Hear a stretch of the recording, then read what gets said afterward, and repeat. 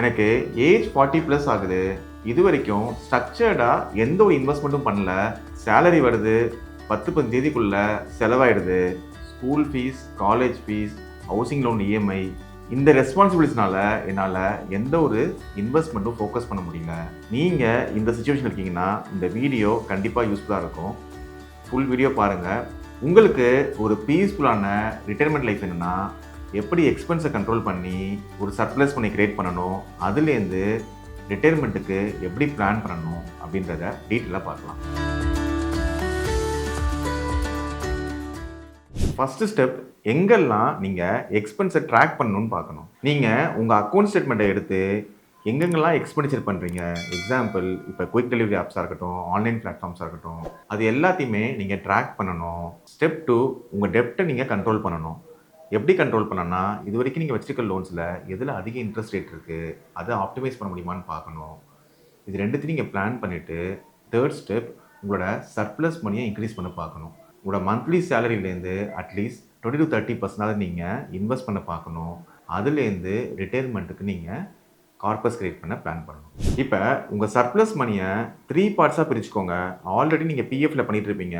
இது இல்லாமல் மியூச்சுவல் ஃபண்ட்ஸ்லையும் என்பிஎஸ்லையும் நீங்கள் ஃபோக்கஸ் பண்ணலாம். ஸோ உங்கள் எம்ப்ளாயர் என்பிஎஸ் ஆப்ஷன் வச்சுருந்தாங்கன்னா அதில் நீங்கள் ஆட்டோமேட்டிக் டிடெக்ட் பண்ணுறதுக்கான ஆப்ஷன் இருக்குது. அதை நீங்கள் என்ரோல் பண்ணுங்கள். அது இல்லாமல் மியூச்சுவல் ஃபண்ட்ஸில் ஒரு சிஸ்டமேட்டிக் இன்வெஸ்ட்மெண்ட் பிளான் கண்டிப்பாக நீங்கள் பிளான் பண்ணணும். எதனாலன்னு பார்த்தீங்கன்னா, எஸ்ஐபியில் பவர் ஆஃப் காம்பவுண்டிங் இருக்கும், ருப்பீ காஸ்ட் ஆவரேஜ் ஆகும்.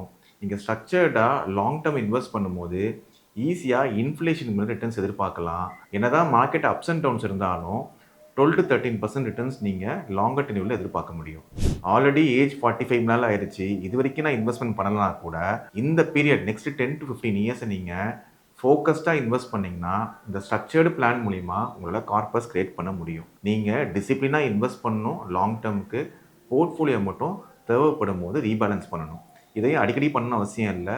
ஒரு 2-3 இயர்ஸ் ஒன்ஸ் போர்ட்ஃபோலியோ தேவைப்பட்டால் ரீபேலன்ஸ் பண்ணி நெக்ஸ்ட் 10-15 இயர்ஸ் கன்டினியூ பண்ணிங்கன்னா உங்களால் லம்சம் கார்பஸ் கிரியேட் பண்ண முடியும். அதுலேருந்து ஒரு பேசிவ் இன்கம்மை கிரியேட் பண்ண முடியும். இது எப்படி பண்ணலான்னு ஒரு கால்குலேஷன் பார்க்கலாம். கால்குலேஷன் பார்ட்டை 3 டைப்ஸாக பிரிச்சுக்கலாம். ஒன்று, 10 இயர்ஸ் இன்வெஸ்ட் பண்ணி ஒரு லம்சம் கார்பஸ் கிரியேட் பண்ணுறோம், அதுலேருந்து எவ்வளோ இன்கம் வாங்குகிறோம். செகண்ட் பார்ட், 15 இயர்ஸ் இன்வெஸ்ட் பண்ணுறோம், அதுலேருந்து ஒரு லம்சம் கார்பஸ் கிரியேட் ஆகி இன்கமாக வாங்குகிறோம்.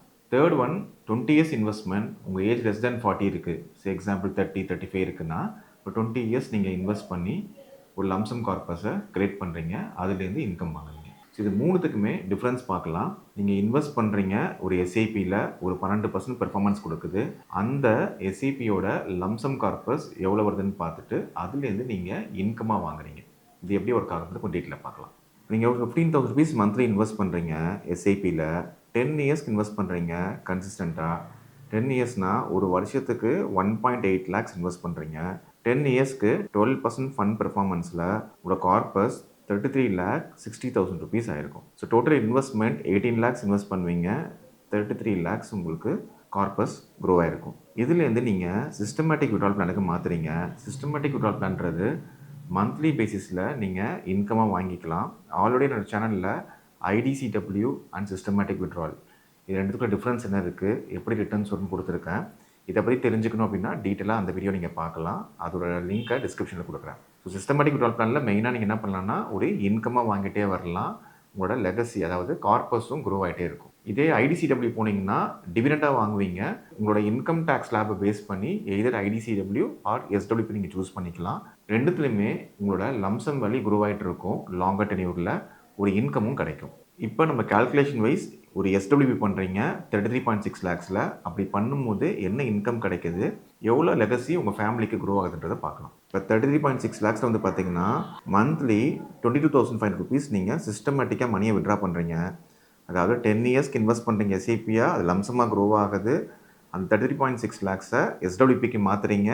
அதுலேருந்து மாதம் 22,500 நீங்கள் வித்ட்ரால் பண்ணிட்டே வரீங்க இன்கமாக. ஸோ 22,500 rupees உங்களுக்கு மந்த் ஆன் மந்த் வந்துகிட்டே இருக்கும். இது மாதிரி 30 இயர்ஸ்க்கு நீங்கள் இன்கம் வாங்கிட்டே வரீங்க. அப்படி 30 இயர்ஸ்க்கு வாங்கும்போது எண்ட் ஆஃப் 30th இயரில் உங்கள் கார்பஸ் 2.5 lakhs இருக்கும். நீங்கள் 30 இயர்ஸ்க்கு இந்த மாதிரி 22,500 rupees இன்கம் வாங்கும்போது உங்களோட டோட்டல் இன்கம் பார்த்தீங்கன்னா 81 lakhs வாங்கியிருப்பீங்க 30 இயர்ஸில்.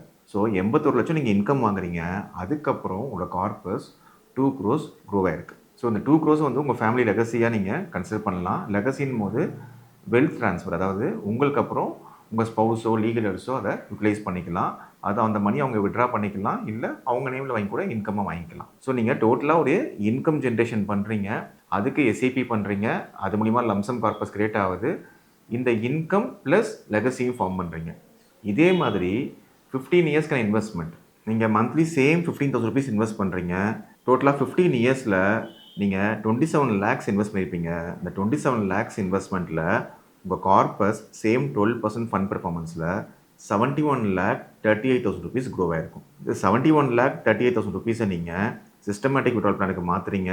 அப்படி மாற்றும் போது 45,000 ருபீஸ் மந்த்லி சிஸ்டமேட்டிக்காக விட்ரா பண்ணிட்டே வரீங்க. ஸோ அங்கே 10 இயர்ஸ் இருக்கும்போது 22,500 ருபீஸ் விட்ரா பண்ணீங்க. இங்கே 15 இயர்ஸ் இருக்கும்போது 45,000 ருபீஸ் விட்ரா பண்ணுறீங்க. சேம் 30 இயர்ஸ்க்கு நீங்கள் விட்ரா பண்ணுறீங்க. அப்படி விட்ரா பண்ணி முடிச்சதுக்கப்புறம் உங்களோட ஃபண்ட் வேல்யூ 5 crores கிரியேட் ஆகிருக்கும். ஸோ 45,000 ருபீஸ் இன்ட்டு 30 இயர்ஸ் டோட்டலாக 1.62 crores நீங்கள் விட்ரால் பண்ணுறீங்க.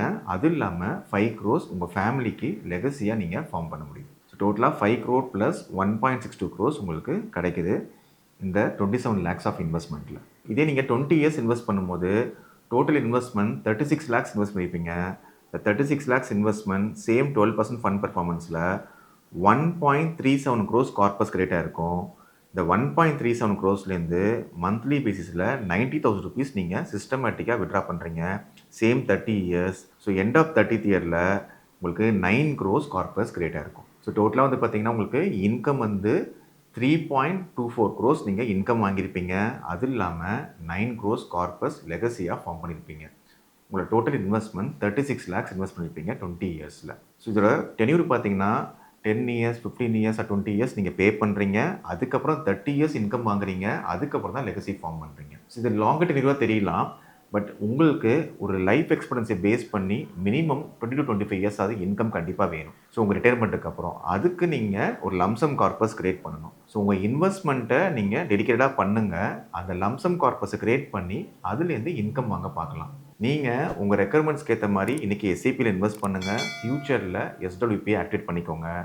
அதையும் நீங்கள் தேவைப்பட்டால் இன்க்ரீஸ் பண்ண முடியும். உங்களோட பேசிவ் இன்கம் கிரியேட் பண்ணுறதுக்கு ஒரு கஸ்டமைஸ் பிளானிங் வேணும்னா நான் கொடுத்த நம்பரை கனெக்ட் பண்ணுங்கள். நான் உங்களுக்கு கைட் பண்ணுறேன்.